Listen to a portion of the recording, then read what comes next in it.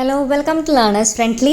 കഴിഞ്ഞ തവണ നടന്നിട്ടുള്ള HST ഇംഗ്ലീഷിൻ്റെ ക്വസ്റ്റ്യൻ പേപ്പർ ഡിസ്കഷനാണ് ചെയ്യുന്നത്.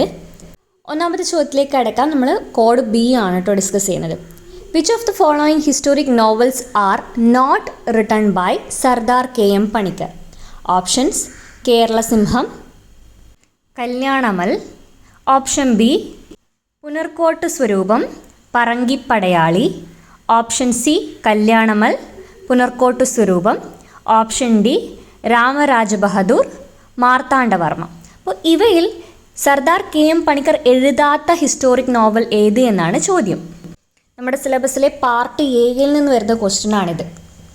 അപ്പോൾ ഈ ഉത്തരത്തിലേക്ക് കടക്കുന്നതിന് മുമ്പ് നമുക്ക് KM പണിക്കറിലേക്ക് കടക്കാം.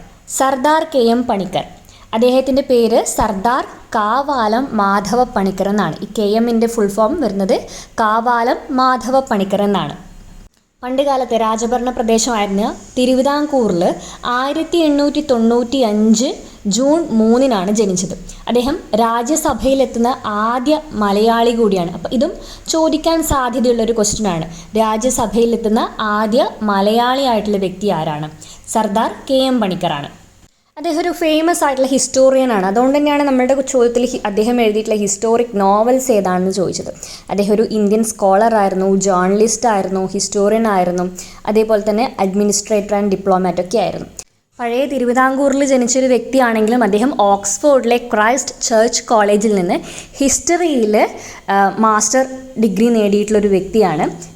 അതേപോലെ തന്നെ ലണ്ടനിലെ ലോയിലും അദ്ദേഹത്തിന് ഗ്രാജുവേഷൻ ലഭിച്ചിട്ടുണ്ട്. അത്ര ചെറിയ പുള്ളിയെന്നല്ല, വലിയ വ്യക്തിയാണ്. ഇനി അദ്ദേഹം ജോലി ചെയ്ത രീതി നോക്കുകയാണെങ്കിൽ അദ്ദേഹം ലോയിൽ ഡിഗ്രി നേടിയെന്ന് പറഞ്ഞല്ലോ. അപ്പോൾ അദ്ദേഹം ഇന്ത്യയിലേക്ക് വരുന്നതിന് മുമ്പ് തന്നെ ലണ്ടനിൽ അഡ്വക്കേറ്റായിട്ട് വർക്ക് ചെയ്തിരുന്നു. പിന്നെ ഇന്ത്യയിലെത്തിയിട്ട് ഹിന്ദുസ്ഥാൻ ടൈംസിൽ അദ്ദേഹം ജേർണലിസ്റ്റായിട്ട് വർക്ക് ചെയ്തു. പിന്നെ അലിഗഡ് മുസ്ലിം യൂണിവേഴ്സിറ്റി, അവിടെയും കൊൽക്കത്ത യൂണിവേഴ്സിറ്റിയിലും അദ്ദേഹം ടീച്ചറായിട്ട് വർക്ക് ചെയ്തിട്ടുണ്ട്. ഇനി അദ്ദേഹം മുഖ്യമന്ത്രി കൂടിയായിരുന്നു. അദ്ദേഹം ബിക്കാനീർ സ്റ്റേറ്റ് എവിടെയാണെന്ന് ചിന്തിക്കേണ്ട, പഴയ ബ്രിട്ടീഷ് ഇന്ത്യയിൽ ഉള്ളൊരു സ്റ്റേറ്റാണ് ബിക്കാനീർ സ്റ്റേറ്റ്. അപ്പോൾ ബിക്കാനീർ സ്റ്റേറ്റിൻ്റെയും പാട്യാല സ്റ്റേറ്റിൻ്റെയും ഫോറിൻ മിനിസ്റ്ററായിട്ടും പ്രൈം മിനിസ്റ്ററായിട്ടും അദ്ദേഹം ജോലി ചെയ്തിട്ടുണ്ട്. ബിക്കാനീർ രാജസ്ഥാനിലാണ്. ബിക്കാനീർ എന്ന് പറയുന്നത് രാജസ്ഥാനിലാണ്. ഓക്കെ, ഇനി അദ്ദേഹം എഴുതിയിട്ടുള്ള വർക്കിലേക്ക് നമുക്ക് കടക്കാം. അദ്ദേഹം ഇന്ത്യൻ ഹിസ്റ്ററിയായി ബന്ധപ്പെട്ട് ഒരുപാട് എസ്സേസും കാര്യങ്ങളൊക്കെ എഴുതിയിട്ടുണ്ട്. നമ്മൾ കേരള ചരിത്രവുമായി ബന്ധപ്പെട്ടിട്ടാണ് സിലബസിൽ ഇദ്ദേഹത്തിനെ കുറിച്ച് പഠിക്കുന്നത്. അതുകൊണ്ട് തന്നെ മലയാളത്തിൽ അദ്ദേഹം എഴുതിയിട്ടുള്ള വർക്കുകൾ പറങ്കിപ്പടയാളി, കേരള സിംഹം എന്നുള്ള ബുക്ക്. കേരള സിംഹം എന്നുള്ളത് പഴശ്ശിരാജനെ കുറിച്ചിട്ട് എഴുതിയതാണ്.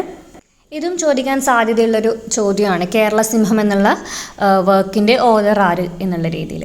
അപ്പോൾ കേരള സിംഹം, പറങ്കിപ്പടയാളി, ദൊരശിണി, കല്യാണമൽ, ധൂമകേതുവിൻ്റെ ഉദയം, കേരളത്തിലെ സ്വാതന്ത്ര്യ സമരം, ആപത്കരമായൊരു യാത്രാ വിവരണം, 2 ചൈനകൾ, ഏഷ്യയും പടിഞ്ഞാറൻ ആധിപത്യവും, മലബാറിലെ പോർച്ചുഗീസുകാരും ഡച്ചുകാരും. ഇതൊക്കെ അദ്ദേഹം എഴുതിയിട്ടുള്ള ബുക്കുകളാണ്. ഇതൊക്കെ മലയാളത്തിൽ എഴുതിയിട്ടുള്ളതാണ് കേട്ടോ. ഇനി ഇംഗ്ലീഷിൽ നോക്കുകയാണെങ്കിൽ strategic problems of Indian Ocean, Asia and the western dominance, ഇങ്ങനെ ഒരുപാട് വർക്കുകൾ എഴുതിയിട്ടുണ്ട്. ഓക്കെ, അപ്പോൾ നമുക്ക് വീണ്ടും ചോദ്യത്തിലേക്ക് കടക്കാം. കേരള സിംഹം എഴുതിയത് സർദാർ KM പണിക്കറാണ്. കല്യാണമൽ അദ്ദേഹത്തിൻ്റെ വർക്കാണ്. പറങ്കിപ്പടയാളികൾ അദ്ദേഹത്തിൻ്റെയാണ്. ഇനി ഓപ്ഷനിലുള്ള പുനർക്കോട്ട് സ്വരൂപം, ഈ പുനർക്കോട്ട് സ്വരൂപം KM പണിക്കർ ആണ് എഴുതിയത് എന്ന് എവിടെയും രേഖപ്പെടുത്തിയിട്ടില്ല. എന്നാൽ പഴശ്ശിരാജയുടെ ആ ഒരു ദേശത്തെ നമ്മൾ പുറനാട്ടുകര സ്വരൂപം എന്ന് വിളിക്കാറുണ്ട്. പക്ഷേ പുനർക്കോട്ട് സ്വരൂപം എന്ന് അങ്ങനെ ഹിസ്റ്ററിയിലൊന്നും അധികം എവിടെയും പറഞ്ഞിട്ടുള്ളൊരു കാര്യമല്ല. എന്നിരുന്നാലും ഓപ്ഷനിൽ പറങ്കിപ്പടയാളി, പുനർക്കോട്ട് സ്വരൂപം എന്ന് കൊടുത്തിട്ടുണ്ട്. അപ്പോൾ പറങ്കിപ്പടയാളി സർദാർ KM പണിക്കർ എഴുതിയതാണ്. ഓപ്ഷൻ C നോക്കുകയാണെങ്കിൽ കല്യാണമൽ സർദാർ KM പണിക്കർ എഴുതിയതാണ്. ഇനി എഴുതാത്തത് ഏത് എന്ന് ചോദിക്കുമ്പോൾ ഓപ്ഷൻ D രാമരാജ ബഹദൂറും മാർത്താണ്ഡവർമ്മയും ആരെഴുതിയതല്ല? സർദാർ KM പണിക്കർ എഴുതിയതല്ല. മാർത്താണ്ഡവർമ്മയും രാമരാജ ബഹദൂറും എഴുതിയിരിക്കുന്നത് CV രാമൻ പിള്ളയാണ്. ഓക്കെ, അപ്പോൾ ഒന്നാമത്തെ ചോദ്യവുമായി ബന്ധപ്പെട്ട് നമ്മൾ കുറച്ചധികം കാര്യങ്ങൾ ഡിസ്കസ് ചെയ്തിട്ടുണ്ട്. ഇനി രണ്ടാമത്തെ ചോദ്യത്തിലേക്ക് കിടക്കാം. അതിനു മുമ്പ് ലേണേഴ്സ് ഫ്രണ്ട്ലിയുടെ HST കോഴ്സിനെ കുറിച്ച് പറയാണ്. HSTയുടെ ജനറൽ പേപ്പറിനും ഇംഗ്ലീഷിനും ലേണേഴ്സ് ഫ്രണ്ട്ലിയിൽ ക്ലാസ് ഉണ്ട്. ജനറൽ പേപ്പർ സെപ്പറേറ്റ് ആയിട്ട് ആർക്കും അറ്റൻഡ് ചെയ്യാൻ വേണ്ടി പറ്റും. ജനറൽ പേപ്പറിന് 1500 രൂപയും ഇംഗ്ലീഷിന് 2500 രൂപയാണ് ഫീസ് വരുന്നത്. കോഴ്സിന് ജോയിൻ ചെയ്യാൻ താല്പര്യമുള്ളവർ ഈ കാണുന്ന നമ്പറിലേക്ക് കോൺടാക്റ്റ് ചെയ്താൽ മതി. ഇനി ജനറൽ പേപ്പർ വേണ്ട, HST ഇംഗ്ലീഷ് മാത്രം മതി എന്നാണെങ്കിൽ അങ്ങനെയും നിങ്ങൾക്ക് ജോയിൻ ചെയ്യാം. Second question, the path of the father belief is associated with options Brahmananda Sivayogi option A, option B Swami Vagbhatananda, option C Vaikunda Swamikal, option D Swami Anandatheertha. Kerala നവോത്ഥാനവുമായി ബന്ധപ്പെട്ട ചോദ്യമാണിത്.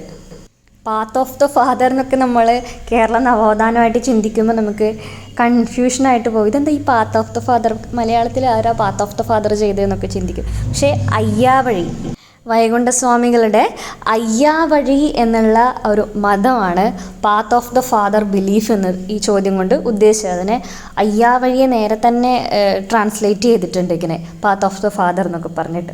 അപ്പോൾ അയ്യാവഴി എന്നുള്ളത് വൈകുണ്ഠസ്വാമികളുടെ ഒരു മതമാണ്. അദ്ദേഹം സ്ഥാപിച്ചെടുത്ത ഒരു മതമാണ് അയ്യാവഴി എന്ന് പറയുന്നത്. ഈ അയ്യാവഴിയുടെ ക്ഷേത്രങ്ങളെ പൊതുവെ പതി എന്നുള്ള പേരിൽ അറിയപ്പെടാറുണ്ട്. അയ്യാവഴിയുടെ ചിഹ്നം എന്ന് പറയുന്നത് തീജ്വാല വഹിക്കുന്ന താമരയാണ്. ഓക്കെ, അതേപോലെ തന്നെ വൈകുണ്ഠസ്വാമി സ്ഥാപിച്ച ക്ഷേത്രങ്ങളെ നിഴൽത്താങ്കൾ എന്നും വിളിക്കും. നമ്മുടെ കോഴ്സിൽ വൈകുണ്ഠസ്വാമികളെ കുറിച്ചിട്ടും അതേപോലെ തന്നെ കേരള റിനൈസൻസിൽ ഇമ്പോർട്ടൻ്റ് ആയിട്ടുള്ള ആൾക്കാരെ കുറിച്ചൊക്കെ ഡീറ്റെയിൽ ആയിട്ട് തന്നെ പറയുന്നുണ്ട്. അപ്പോൾ കൂടുതൽ പോയിൻറ്റ്സുകൾ ഞാനിപ്പോൾ ഈ ക്ലാസ്സിൽ ഇൻക്ലൂഡ് ചെയ്യുന്നില്ല, നമ്മുടെ കോഴ്സിൽ എല്ലാം വിശദമായി തന്നെ പറഞ്ഞിട്ടുണ്ട്. മൂന്നാമത്തെ ചോദ്യം, which of the following statement regarding Swadeshabhimani Ramakrishna Pillai is or are correct? Option A, Ramakrishna Pillai became the editor of Kerala Panchika newspaper in 1901. Option B, Ramakrishna Pillai was arrested and exiled from Travancore in 1910. Option C, he was the founder and publisher of the newspaper Swadeshabhimani in 1906. He was elected to Sri Moolam Assembly from Neyatankara in 1908. Swadeshabhimani Ramakrishna Pillai എന്നുള്ളത് ഒരു Indian nationalist റൈറ്ററും ജേർണലിസ്റ്റും political ആക്ടിവിസ്റ്റും എഡിറ്ററും ഒക്കെയാണ്. അദ്ദേഹമാണ് സ്വദേശാഭിമാനി എന്നുള്ള പത്രത്തിൻ്റെ editor. ഈ സ്വദേശാഭിമാനി എന്നുള്ള പത്രം ബ്രിട്ടീഷുകാർക്കെതിരെ ഒരു ആയുധമായിട്ട് മാറിയിട്ടുള്ളൊരു ന്യൂസ് പേപ്പറാണ്. കാരണം ബ്രിട്ടീഷ് റൂളിൻ്റെ പ്രശ്നങ്ങളും കാര്യങ്ങളൊക്കെ ജനങ്ങളെ അറിയിക്കാൻ വേണ്ടിയിട്ട് ഒരു വെപ്പണായിട്ട് തന്നെ നിലനിന്നിരുന്നൊരു പത്രമാണ് സ്വദേശാഭിമാനി എന്നുള്ളത്. സ്വദേശാഭിമാനിയുടെ എഡിറ്ററാണ് സ്വദേശാഭിമാനി രാമകൃഷ്ണ പിള്ളൈ. ദിവാനെതിരെ സംസാരിക്കുന്നതുകൊണ്ടൊക്കെ ഈ ഒരു പത്രം ബാൻ ചെയ്തിട്ടുണ്ട്. 1910 ട്രാവൻകൂർ ഗവൺമെൻറ് ബാൻ ചെയ്തിട്ടുള്ളൊരു പത്രമാണ് സ്വദേശാഭിമാനി എന്നുള്ളത്. സ്വദേശാഭിമാനി പത്രത്തിൻ്റെ ഓണറായിട്ട് വരുന്നത് വക്കം മൗലവിയാണ്. അപ്പോൾ നമുക്ക് ചോദ്യത്തിലേക്ക് കിടക്കാം. ചോദ്യത്തിൽ ഓപ്ഷൻ സി കൊടുത്തിട്ടുണ്ട്. Ramakrishna Pillai was the founder and publisher of the news paper Swadeshabhimani in 1906. അത് ശരിയാണോ? അല്ല, അദ്ദേഹം അതിൻ്റെ പത്രത്തിൻ്റെ എഡിറ്റർ ഇൻ ചീഫാണ്, പക്ഷേ ഫൗണ്ടറും പബ്ലിഷറും അല്ല. അതുകൊണ്ട് തന്നെ ഓപ്ഷൻ സി സ്വദേശാഭിമാനി രാമകൃഷ്ണ പിള്ളയെക്കുറിച്ചുള്ള കറക്റ്റായിട്ടുള്ള ഒരു സ്റ്റേറ്റ്മെൻ്റ് അല്ല. അപ്പോൾ ഓപ്ഷൻ സി റോങ് ആണ്. വേറൊരു കാര്യം കൂടി ഓർത്തിരിക്കണം, ഈ സ്വദേശാഭിമാനി പത്രത്തിൻ്റെ മറ്റൊരു പേരാണ് ദ പാട്രിയോട്ട്. 1900 ആ ഒരു കാലഘട്ടത്തിൽ തന്നെ വഞ്ചി വിഭജിക എന്നും കേരള ദർപ്പണം എന്നുള്ള പേരിൽ പത്രം ഉണ്ടായിരുന്നു. അപ്പോൾ ഈ നമ്മുടെ രാമകൃഷ്ണ പിള്ളയും മറ്റ് ജേർണലിസ്റ്റിനൊക്കെ മലയാളത്തിലൊരു ന്യൂസ് പേപ്പർ വേണം, മലയാളത്തിൽ ആ കാലഘട്ടത്തിൽ നടക്കുന്ന പ്രശ്നങ്ങളെക്കുറിച്ച് ബോധവൽക്കരിക്കാൻ വേണ്ടിയിട്ട് പത്രം വേണം എന്നുള്ളൊരു ആഗ്രഹം അവർക്കും ഉണ്ടായിരുന്നു. അപ്പോൾ ഓൾറെഡി കേരള ദർപ്പണം എന്നുള്ള പേരിലും വഞ്ചി വിഭജിക എന്നുള്ള പേരിലും പത്രം പബ്ലിഷ് ചെയ്യുന്നുണ്ട്. 1900 മുതൽ തന്നെ ഈ രണ്ട് പത്രവും പബ്ലിഷ് ചെയ്യപ്പെടുന്നുണ്ട്. ഈ രണ്ട് പത്രങ്ങളും കേരള പഞ്ചിക എന്നുള്ള ഒരു പത്രത്തിലേക്ക് മേർജ് ചെയ്തു. 1901 കേരള ദർപ്പണവും വഞ്ചി വിഭജിക എന്നുള്ള പത്രവും കേരള പഞ്ചിക എന്നുള്ള പത്രമായിട്ട് മാറി. കേരള പഞ്ചികയുടെ ഓണർ മാർത്താണ്ഡ തമ്പിയായിരുന്നു. രാമകൃഷ്ണ പിള്ളയാണ് ഈ പത്രത്തിൻ്റെ എഡിറ്റർ. 1901 മുതൽ 1903 വരെയുള്ള കാലഘട്ടങ്ങളിൽ രാമകൃഷ്ണപിള്ള ഈ പത്രത്തിൻ്റെ എഡിറ്ററായിട്ട് വർക്ക് ചെയ്തു. അപ്പോൾ നമുക്ക് വീണ്ടും ചോദ്യത്തിലേക്ക് കിടക്കാം. ചോദ്യത്തിൽ ഓപ്ഷൻ എ പറയുന്നുണ്ട്, Ramakrishna Pillai become the editor of Kerala Panchika newspaper in 1901. അപ്പോൾ അത് ശരിയായിട്ടുള്ള സ്റ്റേറ്റ്മെൻ്റ് ആണ്. ഓപ്ഷൻ എ എന്നുള്ളത് ശരിയായിട്ടുള്ള സ്റ്റേറ്റ്മെൻ്റ് ആണ്. ഓപ്ഷൻ സി എന്നുള്ളത് തെറ്റായിട്ടുള്ള സ്റ്റേറ്റ്മെൻ്റ് ആണ്. ഇനി നമുക്ക് ഓപ്ഷൻ ബിയും ഡിയും ഒന്ന് ചെക്ക് ചെയ്യാം. 1910 സ്വദേശാഭിമാനി പത്രം പൂട്ടിച്ചു. നമ്മൾ നേരത്തെ പറഞ്ഞല്ലോ സ്വദേശാഭിമാനി പത്രം ബാൻ ചെയ്തു എന്ന് പറഞ്ഞല്ലോ. അപ്പോൾ 1910 സ്വദേശാഭിമാനി പത്രം നിർത്തലാക്കപ്പെടാൻ കാരണം എന്താണ്? അന്നത്തെ തിരുവിതാംകൂർ ദിവാനായിട്ടുള്ള പി രാജഗോപാലാചാര്യയെക്കുറിച്ച് നിരന്തരം ഈ പേപ്പറിൽ എഴുതിക്കൊണ്ടേയിരുന്നു. അദ്ദേഹത്തിൻ്റെ ഇമ്മോറാലിറ്റിയും അതേപോലെ തന്നെ ഇമ്മൊറാലിറ്റിയും കറപ്ഷനെയും കുറിച്ചിട്ട് ഒരുപാട് കാര്യങ്ങൾ എഴുതിക്കൊണ്ടേയിരുന്നു. അതുകൊണ്ടാണ് 1910 സ്വദേശാഭിമാനി പത്രം നിർത്തിക്കുന്നത്. അപ്പോൾ അതുമായി ബന്ധപ്പെട്ടിട്ട് 1910 സ്വദേശാഭിമാനി രാമകൃഷ്ണപിള്ളയെ അറസ്റ്റ് ചെയ്യുകയും ട്രാവൻകൂറിൽ നിന്ന് നാട് കടത്തപ്പെടുകയും ചെയ്തിട്ടുണ്ട്. അപ്പോൾ ഓപ്ഷൻ ബിയും കറക്റ്റാണ്. ഈ ക്വസ്റ്റ്യൻ പേപ്പറിൽ കറക്റ്റാണോ എന്ന് ചെക്ക് ചെയ്യാൻ തന്നിരിക്കുന്ന ഓപ്ഷൻസ്: ഓപ്ഷൻ എ ആയിട്ട് statement 1 and 3 correct, option B ആയിട്ട് statement 2 and 3 correct, option C ആയിട്ട് statement 1 and 2 correct, option D ആയിട്ട് സ്റ്റേറ്റ്മെൻറ്റ് 2 and 4 കറക്റ്റ് എന്നാണ് കൊടുത്തിരിക്കുന്നത്. അപ്പോൾ നമ്മൾ ഓൾറെഡി ഡിസ്കസ് ചെയ്തു. ഓപ്ഷൻ എയും ബിയും ആണ് കറക്റ്റായിട്ട് വരുന്നത്. പഞ്ചിക ന്യൂസ് പേപ്പറിൻ്റെ എഡിറ്ററായിട്ട് 1901 അദ്ദേഹം വന്നു. ദെൻ അദ്ദേഹത്തിനെ അറസ്റ്റ് ചെയ്യുകയും എക്സൈൽ ചെയ്യപ്പെടുകയും ചെയ്തു ട്രാവൻകൂറിൽ നിന്ന് 1910. അപ്പോൾ ഈ 2 സ്റ്റേറ്റ്മെൻറ്റാണ് കറക്റ്റായിട്ട് വരുന്നത്. ഇനി 4ാമത്തെ ചോദ്യത്തിലേക്ക് കടക്കാം. Consider the following pairs of authors and their works. Parvathi Nenmeni Mangalam പുനർജന്മം, അന്നാ ചാണ്ടി കാലപ്പകർച്ചകൾ, അക്കമ്മ ചെറിയാൻ 1114 കഥ, ലളിതാംബിക അന്തർജനം, അഗ്നിസാക്ഷികൾ. ഇതിൽ ഏതൊക്കെ പെയേഴ്സാണ് ഇൻകറക്റ്റ് എന്നാണ് ചോദിക്കുന്നത്. ഇതിൽ യാതൊരുവിധ ഡൗട്ടും ഇല്ല. ഓപ്ഷൻ 4 ലളിതാംബിക അന്തർജനം, അഗ്നിസാക്ഷികൾ. അപ്പോൾ ഓപ്ഷൻ 4 എന്നുള്ളത് കറക്റ്റാണ്. അതുകൊണ്ട് തന്നെ ഉത്തരത്തിൻ്റെ ഓപ്ഷനിൽ 4 വരുന്ന കാര്യങ്ങൾ നമുക്കൊന്ന് കട്ട് ചെയ്യാം. അതായത് ബി 2 and 4 ഇൻകറക്റ്റ് എന്ന് കൊടുത്തിട്ടുണ്ട്. ഓപ്ഷൻ ഡി 3 and 4 ഇൻകറക്റ്റ് എന്ന് കൊടുത്തിട്ടുണ്ട്. അത് നമുക്ക് ഇതിൽ നിന്ന് എലിമിനേറ്റ് ചെയ്യാം. കാരണം അഗ്നിസാക്ഷികൾ എഴുതിയത് ലളിതാംബിക അന്തർജനമാണ്. അപ്പോൾ അത് ഇൻകറക്റ്റ് ആവാൻ സാധ്യതയേ ഇല്ല. ഇനി നമ്മൾ നോക്കേണ്ടത് ഓപ്ഷൻ എയും ഓപ്ഷൻ സിയും ആണ്. കാലപ്പകർച്ചകൾ എന്നുള്ളത് ദേവകി നിലയങ്ങോട് എഴുതിയിട്ടുള്ള വർക്കാണ്. അതുകൊണ്ട് തന്നെ ഓപ്ഷൻ 2 നമുക്ക് നോക്കാം. അന്നാ ചാണ്ടി കാലപ്പകർച്ചകൾ എന്ന് കൊടുത്തത് തെറ്റാണ്. കാലപ്പകർച്ചകൾ എഴുതിയത് ദേവകി നിലയങ്ങോടാണ്. പുനർജന്മം എന്നുള്ള നോവൽ എഴുതിയത് വാസന്തിയാണ്. അപ്പോൾ നമുക്ക് ഓപ്ഷൻ എയും ഓപ്ഷൻ 2ഉം തെറ്റായിട്ട് വന്നിട്ടുണ്ട്.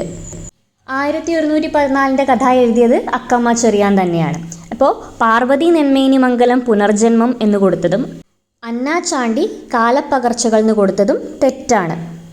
അപ്പോൾ ഉത്തരത്തിലെ ഓപ്ഷൻ എ 1 and 2 എന്നുള്ളതാണ് ഇൻകറക്റ്റായിട്ട് വരുന്നത്. ഒരു കാര്യം കൂടി ഡിസ്കസ് ചെയ്യാം. ഇതിൽ കൊടുത്തിരിക്കുന്ന അന്നാ ചാണ്ടി ഇന്ത്യയിലെ ആദ്യത്തെ ഹൈക്കോടതി ജഡ്ജും ഫസ്റ്റ് ഫീമെയിൽ ജഡ്ജുമാണ്. അതേപോലെ തന്നെ ബ്രിട്ടീഷ് എംപയർ ഉള്ള സമയത്തെ ഫസ്റ്റ് ഫീമെയിൽ ജഡ്ജ് എന്നുള്ള ടൈറ്റിലും ഇവർക്ക് തന്നെയാണ്. 1959 ഹൈക്കോടതി ജഡ്ജായിട്ട് നിയമിതയാവുന്നത്. ഫീമെയിൽ ജഡ്ജായിട്ട് പ്രാക്ടീസ് സ്റ്റാർട്ട് ചെയ്യുന്നത് 1937. ഇനി ഓപ്ഷനിൽ കൊടുത്തിരിക്കുന്ന അക്കമ്മ ചെറിയാൻ ട്രാവൻകൂറിലെ ഇന്ത്യൻ ഇൻഡിപെൻഡൻസ് ആക്ടിവിസ്റ്റാണ്. തിരുവിതാംകൂറിൻ്റെ ഝാൻസി റാണി എന്ന പേരിൽ അറിയപ്പെടുന്ന വ്യക്തിയാണ് അക്കമ്മ ചെറിയാൻ. ഓപ്ഷനിൽ നൽകിയിരിക്കുന്ന പാർവതി നെന്മേനി മംഗലം ഒരു സോഷ്യൽ റിഫോമർ ഫ്രം കേരള ആണ്. നമ്പൂതിരി സ്ത്രീകളുടെ ഇടയിലുള്ള മറക്കുടയുണ്ടല്ലോ, ഈ മറക്കുടയെ തിരസ്കരിക്കുക എന്നുള്ളൊരു മൂവ്മെൻറ്റിന് നേതൃത്വം നൽകിയിട്ടുള്ള വ്യക്തിയാണ് പാർവതി നെന്മേനി മംഗലം. പ്രത്യേകിച്ചും നമ്പൂതിരി സ്ത്രീകളുടെ ഇടയിലുള്ള പ്രശ്നങ്ങളെ സമൂഹത്തിലേക്ക് മുന്നോട്ട് കൊണ്ടുവരാൻ വേണ്ടിയിട്ട് പാർവതി നെന്മേനി മംഗലം ഒരുപാട് പ്രയത്നിച്ചിട്ടുണ്ട്. അതേപോലെ തന്നെ നമ്പൂതിരി സമുദായത്തിലുള്ള ആദ്യത്തെ വിധവ പുനർവിവാഹത്തിന് നേതൃത്വം നൽകിയതും പാർവതി നെന്മേനി മംഗലമാണ്. നമുക്ക് 5ാമത്തെ ചോദ്യത്തിലേക്ക് കടക്കാം. What is the correct chronological order of the following events? Paliyam Satyagraha, Guruvayur Satyagraha, Kuttamkulam Satyagraha, Malayali memorial. അപ്പോൾ ഇതിൻ്റെയൊക്കെ വർഷം നമുക്കൊന്ന് നോക്കാം. പാലിയം സത്യാഗ്രഹം നടന്നത് 1947-48 കാലഘട്ടത്തിലാണ്. ഗുരുവായൂർ സത്യാഗ്രഹം 1931-32 കാലഘട്ടത്തിലാണ്. കുട്ടംകുളം സത്യാഗ്രഹം അല്ലെങ്കിൽ വഴിനടക്കൽ സമരം എന്നും കൂടി പറയും, 1946 നടന്നത്. മലയാളി മെമ്മോറിയൽ 1891. അപ്പോൾ നമുക്ക് അത് നടന്നിട്ടുള്ള ഓർഡറിൽ ക്രമീകരിക്കുകയാണെങ്കിൽ ആദ്യം മലയാളി മെമ്മോറിയലാണ്, രണ്ടാമത് ഗുരുവായൂർ സത്യാഗ്രഹ, മൂന്നാമത് കുട്ടംകുളം സത്യാഗ്രഹ, നാലാമത് പാലിയം സത്യാഗ്രഹ. ഇന്നത്തെ ക്ലാസ്സിൽ നമ്മൾ പ്രീവിയസ് ഇയർ ക്വസ്റ്റ്യനിലെ 5 ക്വസ്റ്റ്യൻസ് ആണ് ഡീറ്റെയിൽ ആയിട്ട് തന്നെ ഡിസ്കസ് ചെയ്തത്. വരും ക്ലാസ്സുകളിൽ ബാക്കിയുള്ള ക്വസ്റ്റ്യൻസ് ഡിസ്കസ് ചെയ്യാം. ലേണേഴ്സ് ഫ്രണ്ട്ലിയിൽ പാർട്ട് എയും പാർട്ട് ബി ഇംഗ്ലീഷും വളരെ ഡീറ്റെയിൽ ആയിട്ട് തന്നെ നിങ്ങൾക്ക് പഠിപ്പിക്കുന്നുണ്ട്. അതും നിങ്ങളുടെ സമയത്തിനനുസരിച്ചിട്ട് പഠിക്കാം. പേഴ്സണലൈസ്ഡ് മെൻറ്റർ സപ്പോർട്ടോട് കൂടി നിങ്ങളുടെ എല്ലാ ഡൗട്ട്സും ക്ലിയർ ചെയ്തിട്ട് തന്നെ പഠിക്കാം. അപ്പോൾ കോഴ്സിന് ജോയിൻ ചെയ്യാൻ താല്പര്യമുള്ളവരാണെങ്കിൽ ഈ കാണുന്ന നമ്പറിലേക്ക് കോൺടാക്റ്റ് ചെയ്താൽ മതി. പാർട്ട് എക്ക് 1500 രൂപയും പാർട്ട് ബി 2500 രൂപയാണ് ഫീസ് വരുന്നത്.